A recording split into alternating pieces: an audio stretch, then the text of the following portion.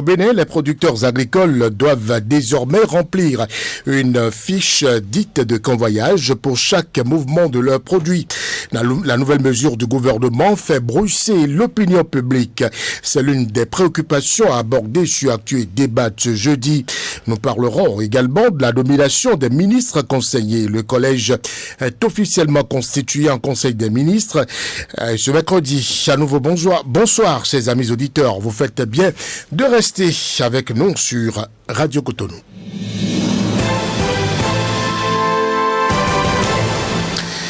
En studio, nous sommes jeudi, deux partenaires. Nos deux partenaires du jeudi sont au rendez-vous sur cette émission.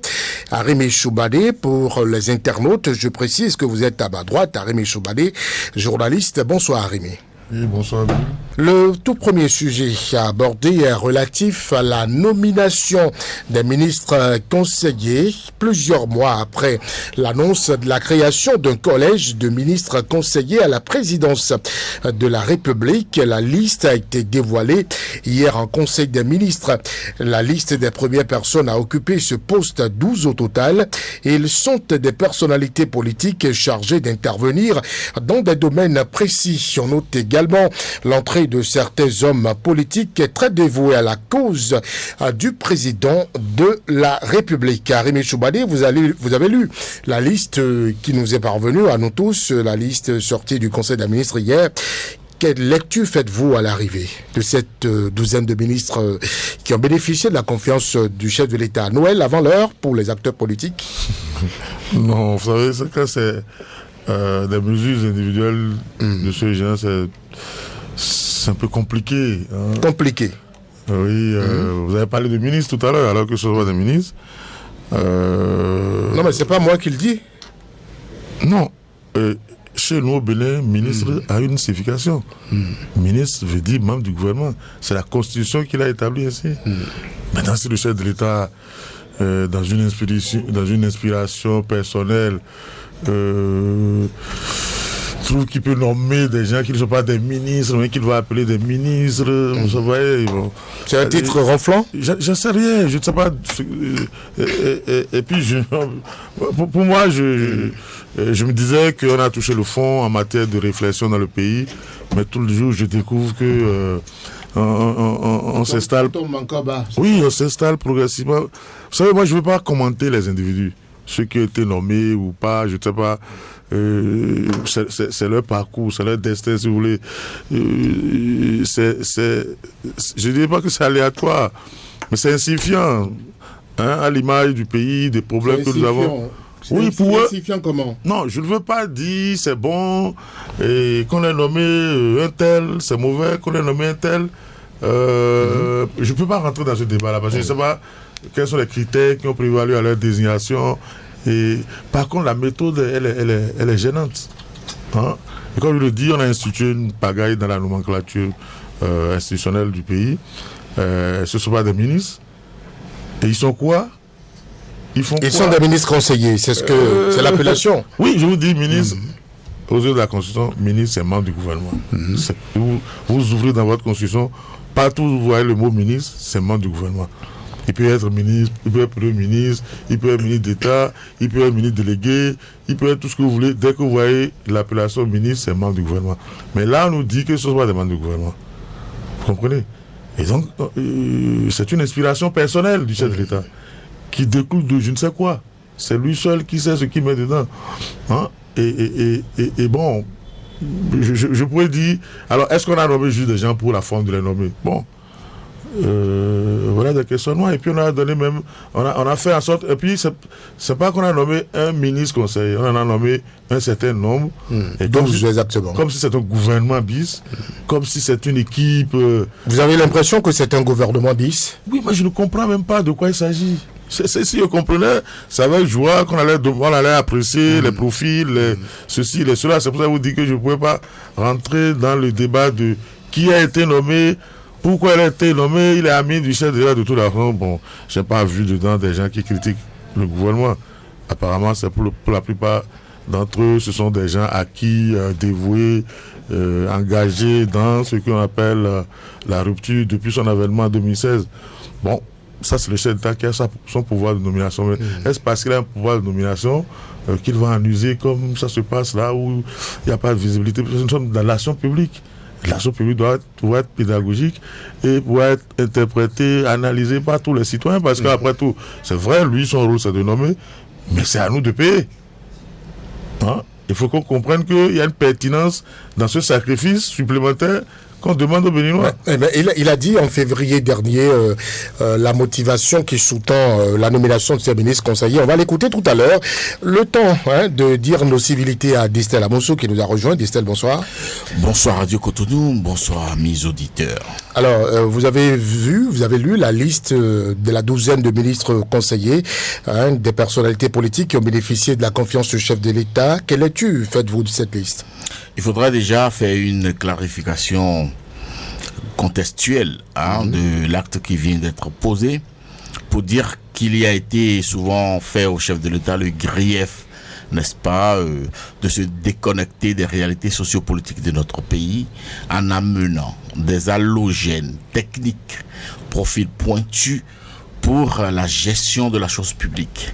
Le Bénin est parti de loin, de très loin. Je voudrais me limiter seulement en 1990 pour dire que la gestion de la chose publique était aussi, n'est-ce pas, dévolue à la classe politique, aux acteurs politiques notamment. Le président Patrice Talon est venu, s'est éloigné nettement de cette conception en disant, déjà répondant dans le cadre des premières interviews et qu'il avait pu accorder en tant que chef de l'État élu à l'époque, que lui, il ne voudrait pas se coller au concept géopolitique en disant telle région, et on est venu de telle région, on est venu de telle classe politique. Il a dit fermement. Et donc, le grief est là. Les hommes politiques, lui, en faisaient.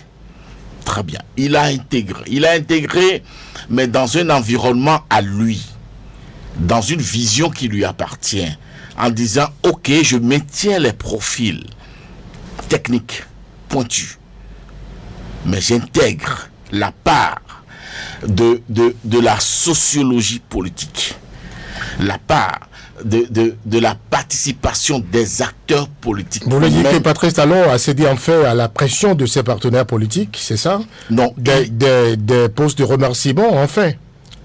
Je ne le vois pas comme vous. C'est ce que vous dites, en fait. Non, je ne le dis pas. C'est pas ce que je dis, ça. Vous faites une mauvaise interprétation. Je dis qu'il a intégré. Il a intégré avec un timing qui lui appartient que désormais, pour que les partis politiques, n'est-ce pas, reprennent d'ici à 2026 la gestion de la chose publique, il faut qu'ils apprennent à mettre la main à la pâte.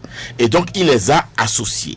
Parce que si vous prenez 90% de ces ministres qu'il a, de son gouvernement, je veux dire, vous allez observer que c'est après coup que certains ont intégré les partis politiques de fait.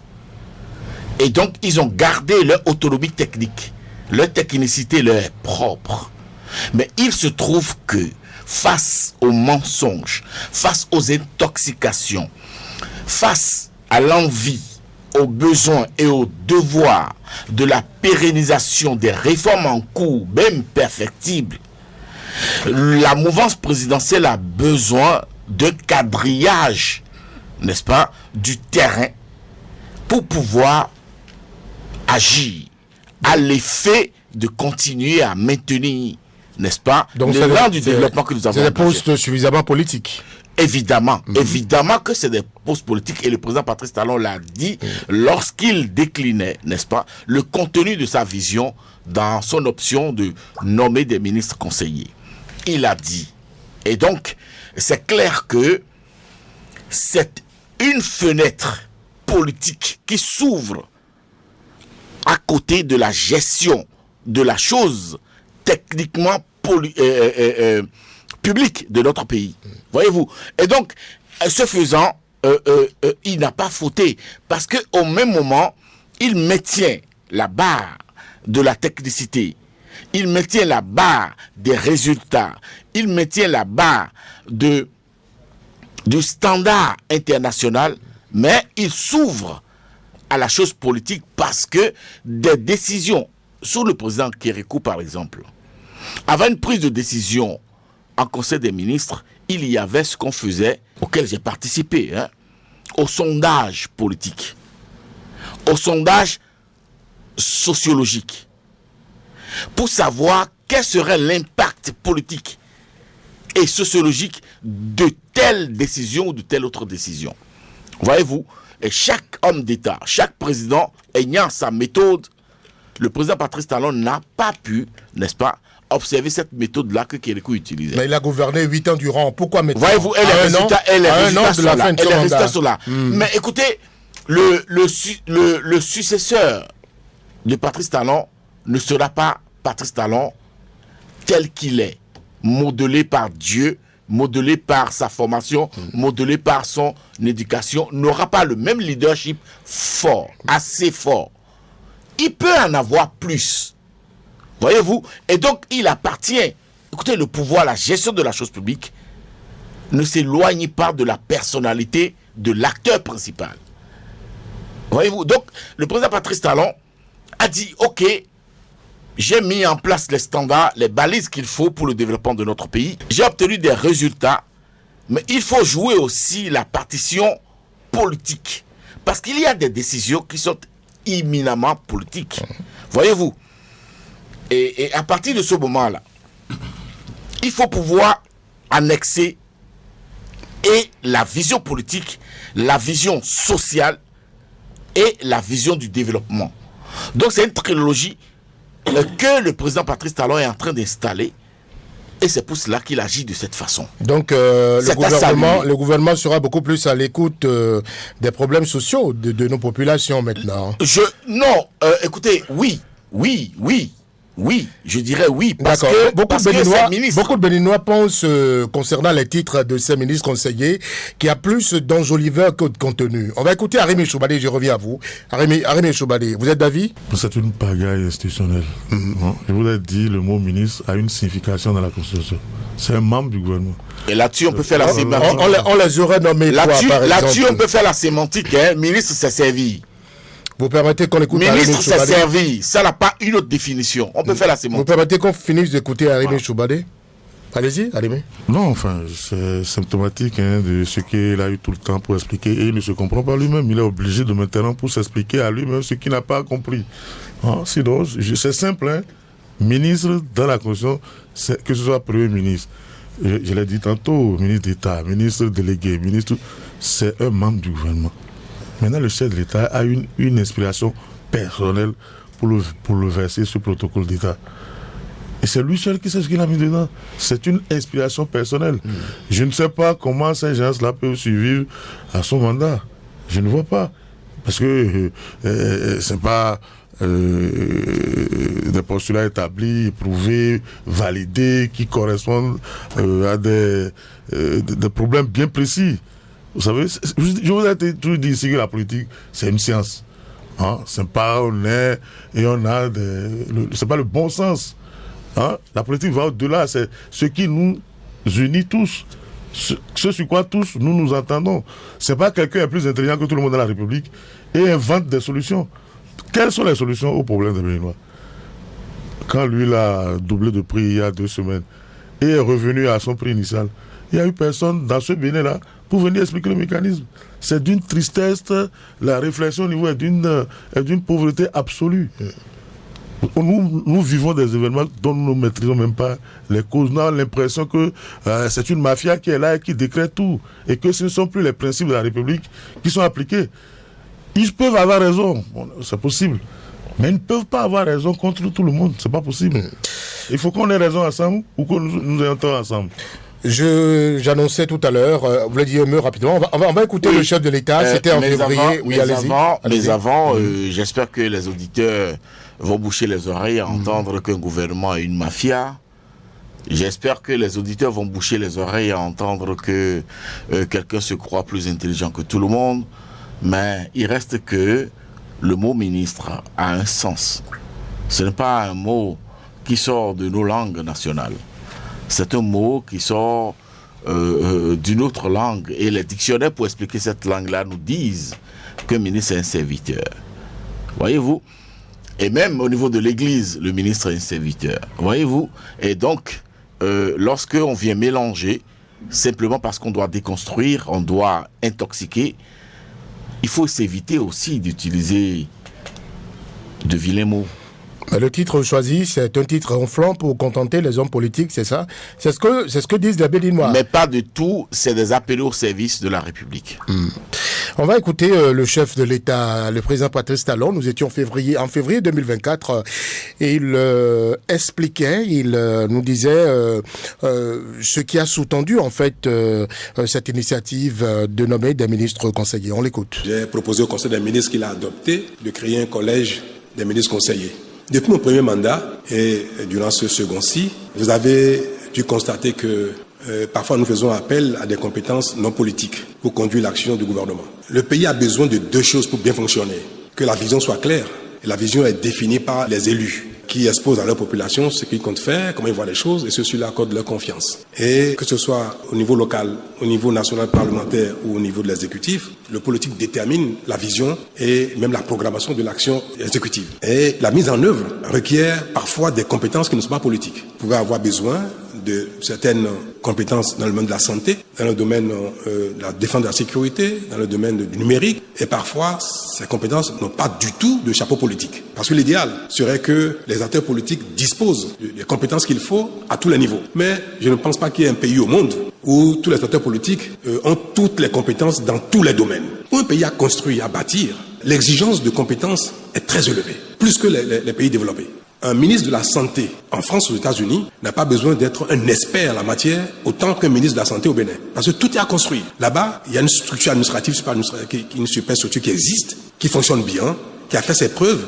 Et un ministre peut s'appuyer sur tellement de compétences, parfois pour arbitrer ou parfois pour prendre des décisions. Ici, parfois et souvent d'ailleurs, les ministres sont appelés à aller dans les détails et à faire des arbitrages même de base. Et c'est pareil, c'est pas seulement au Bénin, c'est dans tous les pays en développement où tout est à construire. Et parfois, un ministre est amené à arbitrer. S'il n'est pas un expert, il peut se planter. Il y a eu quelques frustrations depuis ces deux mandats qui sont en cours parce qu'il y a des fonctions qui ont été confiées à des gens qui n'ont pas du tout de chapeau politique. Alors que c'est pas eux qui ont œuvré à conquérir le pouvoir. C'est pas eux qui répondent devant l'opinion. Donc quelqu'un met en œuvre une stratégie sans avoir le devoir de reddition de compte devant le peuple. Donc il serait bien que les ministres soient doublés de personnalités, de compétences, mais ayant un chapeau politique pour accompagner, corriger et définir même avec celui-ci ce qu'il faut faire. Dans la tâche, je le vois bien. Moi, parfois, je n'arrive pas, j'ai pas le temps de m'occuper des questions politiques. Et ça me pose des préjudices. Parce qu'il y a tellement à faire que je n'ai pas l'occasion d'avoir les contacts, les discussions, les débats techniques qu'il faut avec les politiques pour corriger mon action.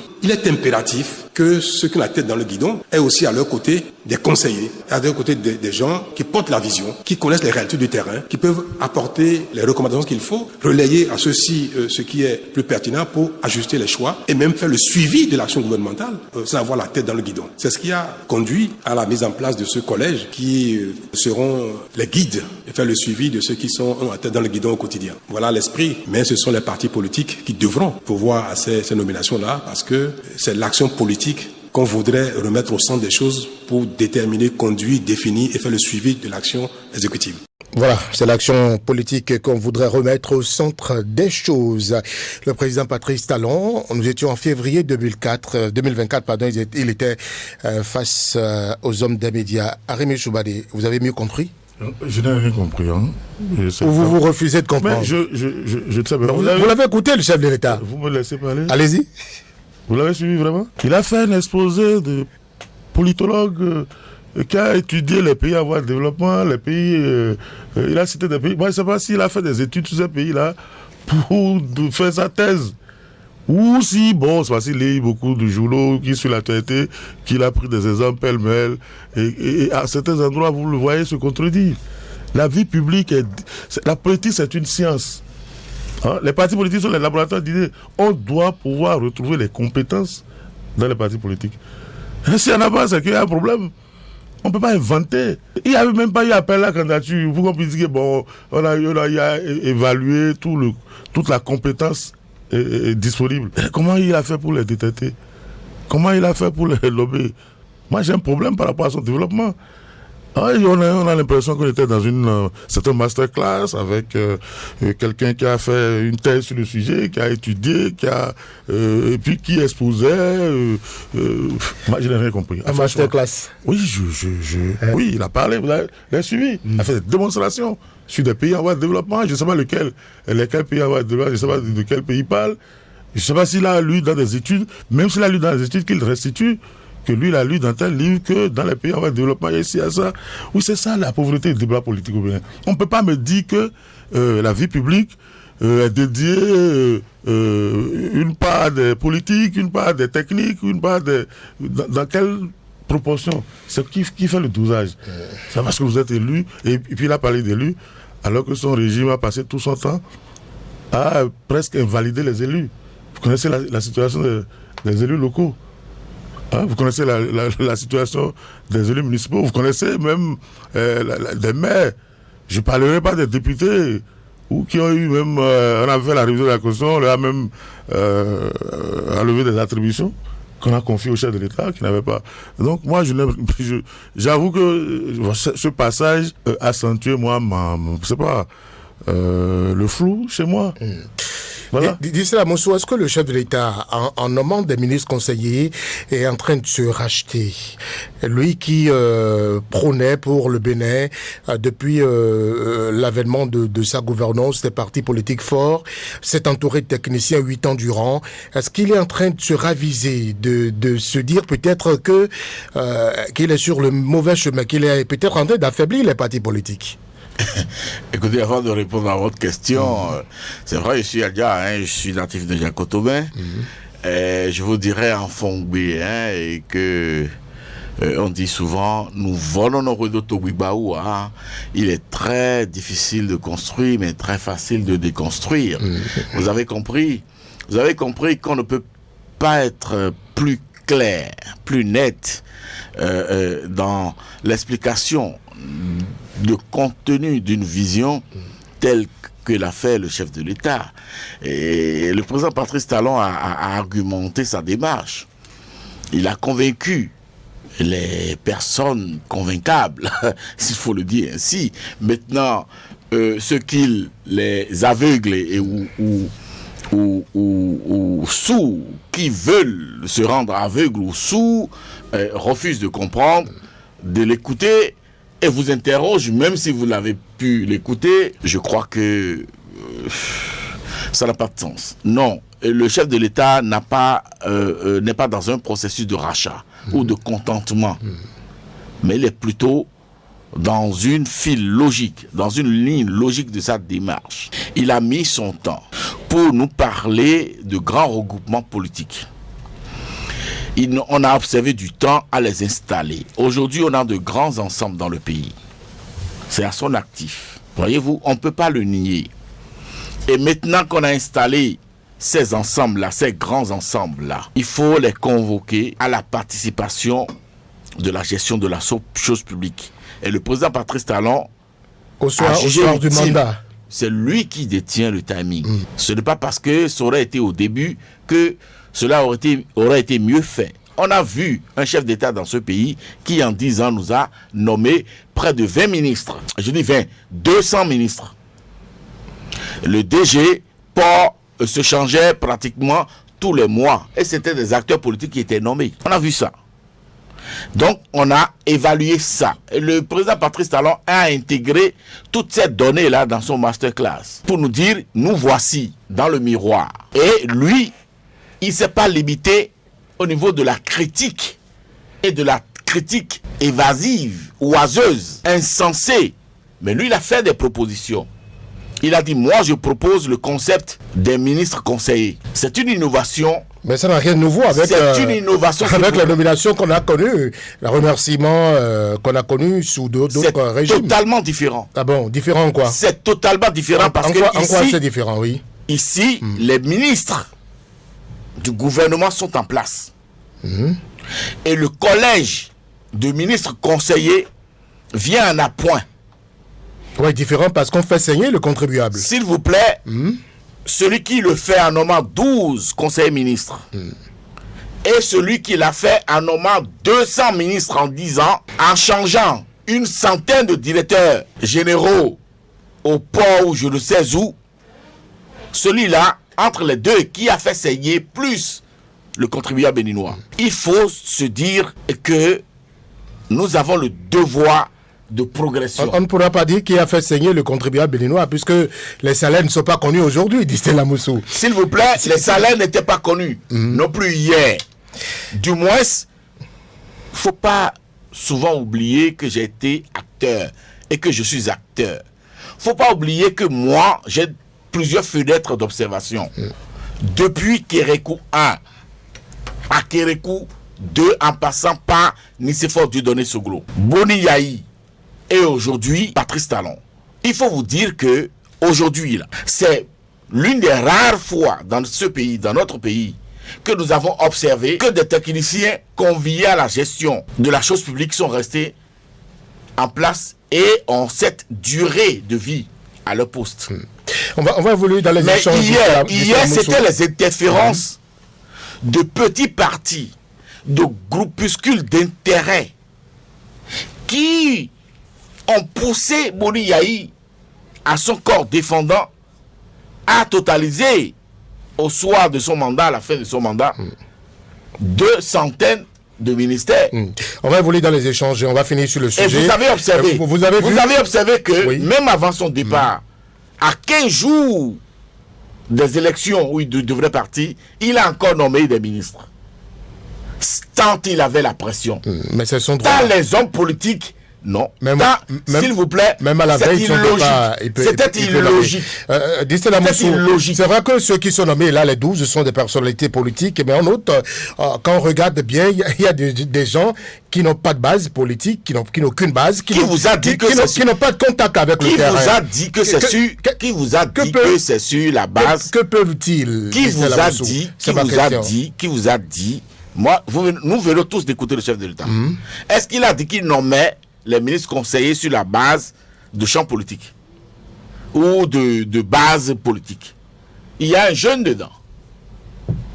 Il y a un jeune de l'Union progressiste, je crois, qui est nommé. Mais les politiciens sont nommés pour faire quoi? S'il vous plaît. Mais les politiciens, ils sont nommés pour faire quoi? S'il vous plaît. Au finish. S'il vous plaît. Mais ils feront quoi au finish? S'il vous plaît, je vous dis une chose. Le tout ne suffit pas d'avoir la casquette d'homme politique ou d'appartenir à un parti politique. Mais c'est une question d'intégration des strates de notre société. Le président Patrice Talon, en nommant ces profils-là dans son collège de conseillers, de ministres conseillers, c'est une pénétration des strates de notre société. Ah bon? Oui. Parce que qui a l'information a le pouvoir. Mais il y a des gens à l'intérieur du collège qui sont... Citez-les. Posez votre question et citez-les. Et je vous répondrai. Aux dernières élections législatives, le peuple les a vomis carrément. Il vous a dit que c'est par rapport au poids électoral. Il vous a dit, nous venons de l'écouter, les auditeurs avec nous. Est-ce qu'il a dit dans son explication de vision que c'est par rapport au poids électoral de chacun ou par rapport au nombre de voix que tel ou tel vont engranger? Et mieux, il n'est même pas dans le régionalisme. Non, mais c'est pas par rapport au poids électoral, mais c'est parce qu'il s'en fait quelque chose sur le terrain politique. Je dis qu'il n'est même pas dans le régionalisme. On va finir sur le sujet maintenant. C'est des gens qui sont la passerelle entre l'exécutif et la base. Mais la les gens, base, s'ils tenaient la base électorale... Les gens n'ont pas de base, mais ils seront passerelles. S'il vous plaît, s'ils tenaient la base électorale, il aurait pu nommer un ministre conseiller dans la TACORA. Si vous regardez dans la liste, il n'y en a pas. S'il tenait à la base électorale, il aurait pu nommer un ministre chez moi dans le Koufo ou dans le Mono. D'accord. Il aurait pu nommer un ministre dans la Donga. On va finir sur le sujet maintenant. Vous avez tout faux. Vous avez tout faux de cette lecture. J'ai très envie d'écouter Arimi Choubadé. On note une faible représentativité des femmes et ça ne ressemble pas au chef de l'État. Lui qui a clairement affiché son engagement. C'est par rapport à quoi en faveur de la... C'est pas rapport à quoi je pose la question à Arimi. Vous permettez que Arimi... C'est par rapport à quoi vous permettez que Arimi réponde à la question et puis je reviens à vous. Ça ressemble pas au chef de l'État, lui qui a prôné depuis son avènement la parité, lui qui s'est engagé en faveur des femmes, on l'a vu à l'Assemblée nationale. Non, encore qu'il faut comprendre ce qui était visé au départ. Je vous ai dit, non, on l'a écouté, et moi je ne l'ai pas compris. En plus, Yaïbo n'a jamais fait un gouvernement de 200 personnes. Si un ministre pas... vient à sa place. Je ne sais pas si quelqu'un doit se curer les oreilles. Je n'ai pas dit qu'il a fait un gouvernement de 200 personnes, mais j'ai dit qu'il a totalisé environ 200 ministres en 10 ans. Nous sommes adultes, on peut se respecter. Non, mais il faut pas dénaturer devant moi. Vous permettez que... Non, je ne permettrai pas que devant moi. Vous aurez la parole. N'est-ce pas? On retourne comme ça ce que je vais dire il y a moins de 5 minutes. Vous aurez la parole, je vous en prie. Allez-y, en matière d'impact... concerné. Et puis ce que je rappelle souvent, le président Talon a fait nommer des ministres dans le gouvernement Yahi. Entre les deux tours, je rappelle, entre les deux tours des présidentielles. Vous serez incapable de prouver. Entre les deux tours des présidentielles, le candidat Zissou remerciait Talon en direct à la télé d'être allé le voir pour le proposer le poste de ministre des Finances du premier gouvernement de Yahi. Ils sont restés ensemble, je crois, pendant 7 ans, pendant qu'il y avait la valse des ministres ou tout ce qu'on veut. Et donc, généralement, je ne comprends pas quand on veut critiquer Yahi, on veut exonérer Talon, alors qu'ils ont été ensemble pendant... Allez, répondez maintenant à la question pour qu'on finisse sur le sujet. Je vous ai dit que moi, je ne peux pas rentrer dans les problèmes individuels, les mesures individuelles. Si on a nommé quelqu'un ou on n'a pas nommé quelqu'un, c'est celui qui a le pouvoir de nomination qui apprécie. C'est lui. Mais qui vous n'avez pas vu qu'il y a moins de femmes? Oui, mais dans le gouvernement en général, son vrai gouvernement, il y a combien de femmes? D'accord. Vous pouvez aller voir le gouvernement, à peine 3 ou 4 sur une vingtaine. Ici, il y en a 3 sur 12. Peut-être qu'il a même fait mieux. Hein? Donc, c'est la sous 30 secondes. Je me demandais sur quelle base vous jugez. Je me demandais sur quelle base vous jugez qui a moins de femmes. Vous n'avez pas vu qu'il y a moins de femmes? Ça fait le tiers. Il y a plus de quoi vous parlez? Ça ne fait pas le tiers. Ça fait le tiers. Le cas. Le cas. Enfin, le cas. Écoutez, vous jugez par rapport à... C'est déjà un grand pas pour vous? Évidemment que nous sommes dans une société patriarcale. C'est évident que en matière de leadership aujourd'hui, les femmes traînent la savate. Je les respecte beaucoup. C'est une évidence que les femmes ont allé à chercher, n'est-ce pas, leur place dans la gestion de la chose publique. Écoutez, personne ne viendra jouer le rôle des femmes à leur place. Donc, c'est un défi. Mais on les a pas laissé chercher cette place à l'Assemblée nationale. On a voté des lois pour les conforter. Mais qu'elles se battent, qu'elles continuent à se battre pour mériter. Le chef de l'État ne pouvait-il pas faire mieux? Elles ne seront pas contentes de vous. 5 ou 6 femmes elles ne seront pas contentes de vous. Les femmes, les braves. Ministre conseiller. Les femmes, les braves ne seront pas contentes de vous lorsque vous voulez qu'on leur propulse par pitié. Parce que je ne dis pas par pitié. Oui. Le temps nous presse en studio, dit la motion, va aborder le deuxième sujet. Maintenant, juste derrière cette pause. On en a besoin.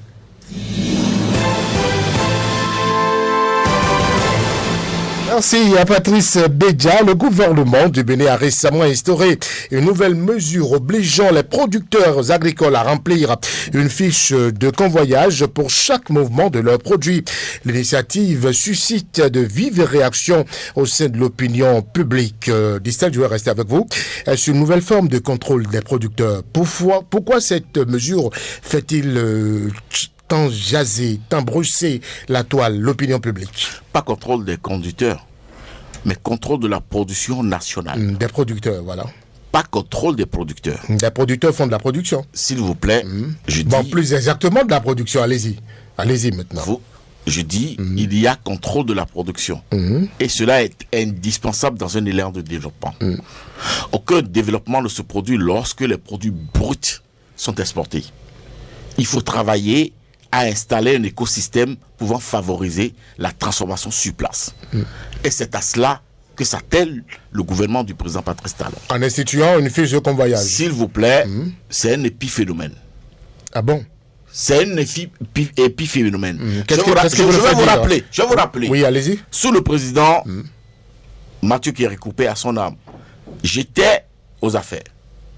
J'étais acteur. Le Nigeria venait de fermer ses frontières. Le président au Nigeria s'appelait s'appelait Obasanjo, voyez-vous. Et le président Mathieu Kérékou l'a convié à Cotonou pour qu'on discute. Nous étions au palais des congrès. Qu'est-ce qui s'était passé? Le président Obasanjo nous avait dit, s'il y a des produits que mes concitoyens réalisent sur place, je ne vous permettrai pas de les sortir du Bénin et de les amener chez moi. S'il y a des produits qui viennent de la Turquie, de l'Inde, de la Chine, qui doivent transiter par chez vous, je ne vous permettrai pas de les amener chez moi. Mais si vous produisez quelque chose que je ne produis pas chez moi et que vous êtes en surplus, après la transformation, je vais négocier pour venir les chercher. C'est exactement cela. Le Bénin aujourd'hui n'a pas encore une grosse capacité de production du soja. Mais le Bénin est en train d'installer un écosystème de transformation du soja au plan national, au plan local. Pour pouvoir avoir des devises. Vous savez qu'en matière de développement, lorsque vous n'avez pas de devises, vous les achetez cher. Il est arrivé que la Côte d'Ivoire a vendu des devises à des États français, enfin européens. Pas français, européens. Et pour avoir ces devises-là, il faut pouvoir être à un niveau d'exportation. Et pour être à ce niveau d'exportation, il faut pouvoir produire, n'est-ce pas, dans votre écosystème installé, des productions locales. On va écouter, et c'est ce qui se fait aujourd'hui. On va écouter Arémé Chobalé sur son avis. Distel Amoussou a estimé que c'est pour contrôler désormais la production, cette instauration de fiches de convoyage. Non, enfin, Ça vous fait marrer? Non, je ne sais même pas là où on en est. C'est clair ce qui s'est passé. On ne parle pas de commercialisation. Hein? On parle du contrôle des paysans. C'est-à-dire, on a demandé aux paysans que pour bouger un sac, il faut prendre une file de convoyage. Même du champ vers leur domicile. Voilà, c'est de ça qu'on parle. On ne parle pas encore de la commercialisation, de l'exportation et tout. Mais ce qui est curieux, c'est que on nous parle même d'industrie. C'est-à-dire qu'on a installé les usines, enfin je suppose, en griffe, avant de passer à la production. Et puis, pour ce que je connais... Vous pensez que c'est la charrue avant la bêche? Aujourd'hui, c'est la pagaille totale. Pour ce que je connais des campagnes agricoles, c'est que tout est millimétré avant même le début. C'est pas après la production, après la récolte, qu'on ne commence pas à dire, bon, écoutez, on a vu l'année passée, le Bénin allait creuser des tranchées tout le long de la frontière avec le Togo. Et ça n'a pas suffi. On allait prendre des grosses pierres pour aller les mettre dedans. On a commencé par traquer les producteurs. Certains ont même pris la fuite. Il y a eu des drames et tout. Mais moi, je ne comprends pas. Alors qu'en réalité, dès le début de la campagne, on a déjà arrêté les mécanismes, les procédures. Chacun sait ce qu'il doit faire. À la fin, on connaît presque déjà même le tonnage de la production et les répartitions avant même que cela ne survienne. Aujourd'hui, on appelle ça la prospection. Bon, on parlait de quoi déjà? Fiches de convoyage. Voilà. Donc aujourd'hui, on attend que... D'abord, l'État n'est même pas... c'est pas comme le coton. Le soja, ce sont les paysans eux-mêmes qui produisent le soja. C'est le coton qui a un accompagnement technique, financier et tout, avant même la production, avant le débat de la campagne. Et on sait à peu près combien ce sera vendu, qui sont les acteurs, etc. Ici, ce n'est pas le cas. Ce sont les paysans eux-mêmes qui font leurs produits. Et à la fin, l'État dit non, mais même pour transporter, je veux voir clair. Ce n'est même pas encore pour commercialiser. Sinon, pour la commercialisation, tout le monde sait très bien. L'État ne devrait pas, selon vous? Non, devrait ou ne pas. Je dis que c'était convenu, c'était organisé. Il y a des structures par catégorie d'acteurs. Les producteurs, l'État était là, dès le début jusqu'à la fin. C'est pas quand le produit est là qu'on commence pas à dire, ben écoutez, il y a tel qui a pris 2 sacs, qui est passé par telle voie, il y a le pourchassé et tout ça. Ça fait une pagaille et à la fin, ce sont des drames à répétition que nous observons sur le terrain à cause d'une campagne. Je ne peux pas comprendre qu'une campagne agricole puisse déboucher à la fin, à chaque fois, sur des affrontements. Il y a des risques qui y sont liés. Non, les risques... Sur l'instauration de cette fiche de convoyage. Non, je ne comprends pas cette histoire de fiche de convoyage. Je dis, si fiche de convoyage devait y avoir, c'était des mécanismes qui étaient prévus à l'avance. C'est pas, on finit de faire la récolte, et l'État décide, enfin, le gouvernement décide. Et puis, même par rapport aux fiches, on a eu des déclinaisons. Hein. Il y a eu ce qu'on a suivi tous à la télé par rapport à une dame qui a fait des déclarations. Et après, vous avez vu des gens qui sont venus plus tard pour dire non, il faut moduler, c'est pas exactement ce qu'on voulait dire. Et, enfin, et à la fin, et la transformation du soja. De la transformation du soja. Parce que les sojaculteurs disent que en fait, le soja n'est pas transformé, que c'est quelqu'un qui prend pour les réexporter à sa manière à lui. Mais on empêche les producteurs eux-mêmes de le faire. Et même si ça devait être le cas, comme dans le cas du coton, il devait y avoir les mécanismes pour l'organisation, pas le contrôle comme ça se fait. Pourquoi on n'a pas eu ce problème-là avant par rapport au coton? Et que c'est avec le soja que brutalement, il y a eu ça. Et à chaque fois, à chaque récolte, vous avez cette tension sur le terrain qui reviennent de façon périodique. Je veux bien voir comment ils vont empêcher les producteurs de convoyer leurs produits à l'extérieur. Je veux bien voir, c'est vrai qu'on a dit, il y a une fiche.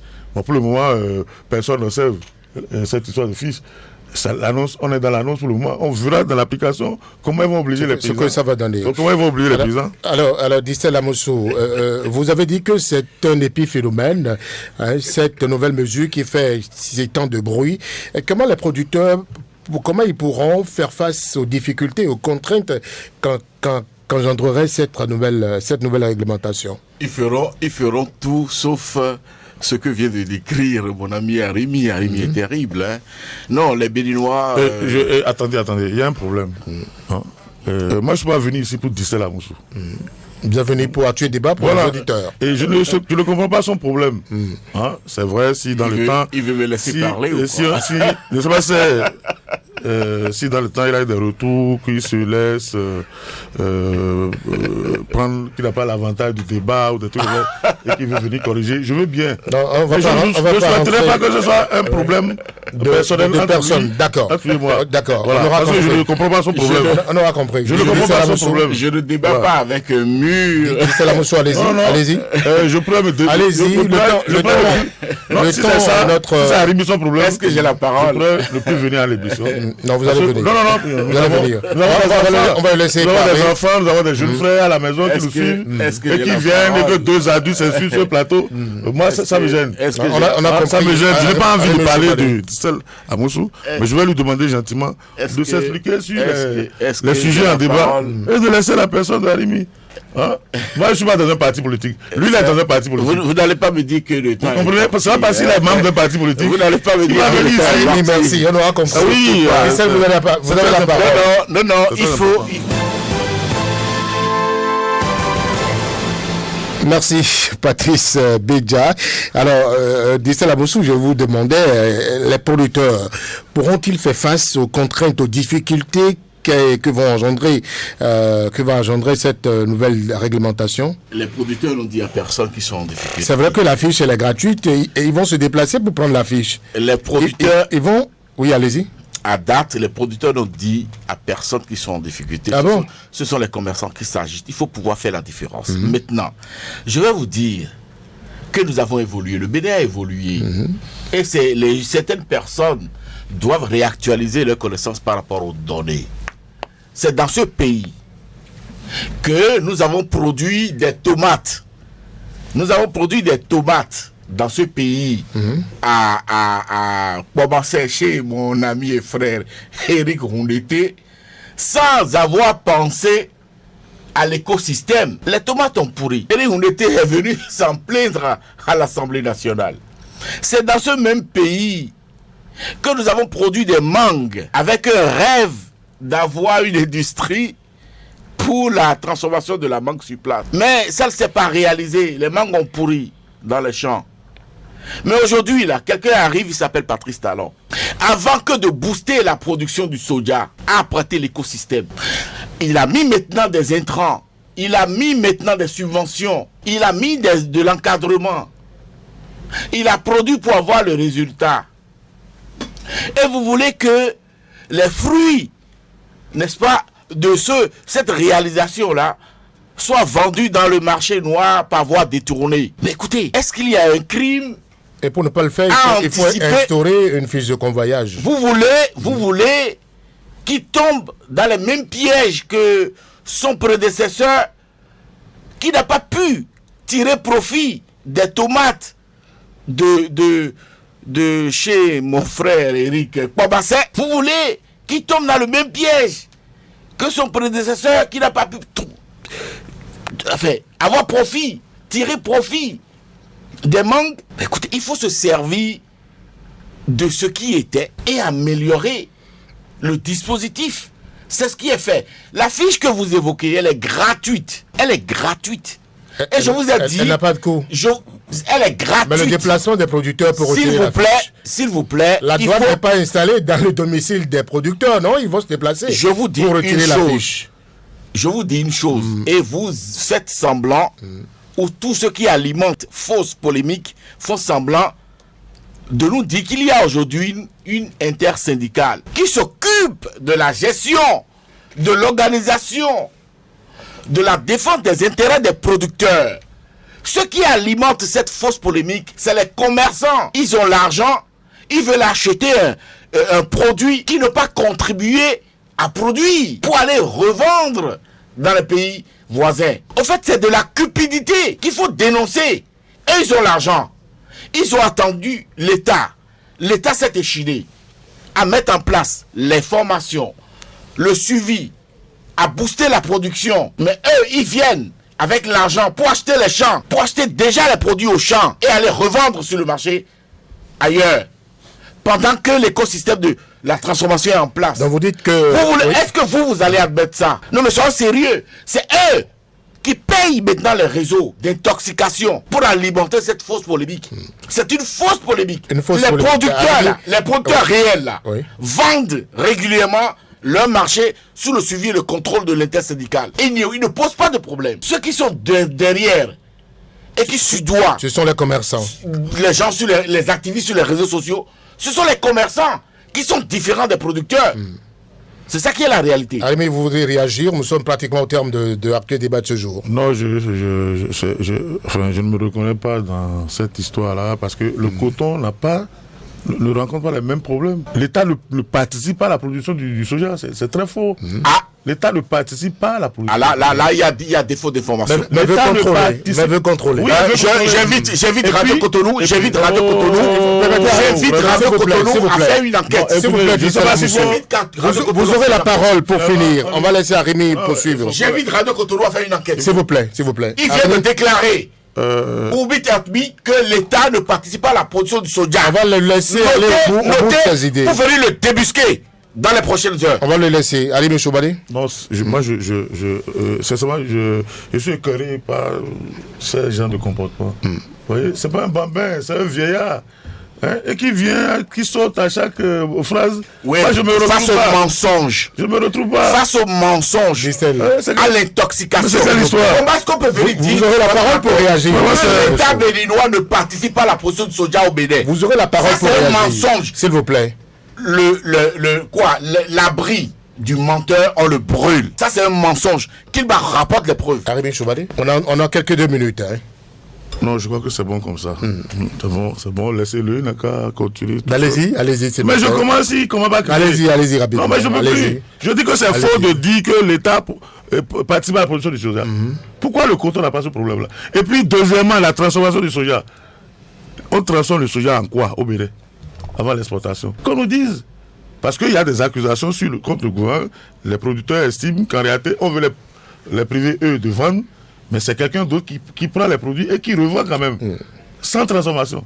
Maintenant, s'il y a des transformations qu'on fait du soja dans le pays, on a qu'à nous dire, pour qu'on puisse comprendre que oui, en réalité, ce n'est pas revendu à l'État. Et que, en fait, parce que quelqu'un m'a parlé de... il y a un député qui a fait une expression, je crois... mais, dans la démonstration, les accusations sont les producteurs eux qui les portent. On les entend, ils parlent partout. Certains qui ont le courage de parler parlent pour dire en réalité, ils nous prennent le soja à vil prix pour aller revendre eux-mêmes, pas pour aller transformer. Alors maintenant, qui soit là pour représenter des intérêts, pour défendre des intérêts contre Arimi, c'est ça qui est ubiesque. Parce que moi, je ne suis pas dans un combat. Je l'ai toujours dit, je suis pas dans un combat ici. Je fais mes réflexions, moi, à mon niveau. Alors qu'il souffre, que je puisse avoir mon avis sur des sujets, sans qu'il soit obligé de défendre son camp contre moi. Moi, je suis tout seul. Lui, il est nanti de la direction de son parti qui lui donne des directives. Et c'est fort de ça qu'il vient ici pour vociférer contre moi. Le pauvre Arribi, moi je ne comprends pas. Hein, je veux bien comprendre. Je ne veux pas faire un combat contre le parti. Hein, je veux pouvoir m'exprimer. D'accord. Ce sera votre mot de la fin. Gessela Moussou, je dis mes amitiés aux auditeurs. Merci aux auditeurs d'avoir suivi Actuel Débat ce jeudi. Merci également à nos invités. Merci à la partie technique et bonsoir.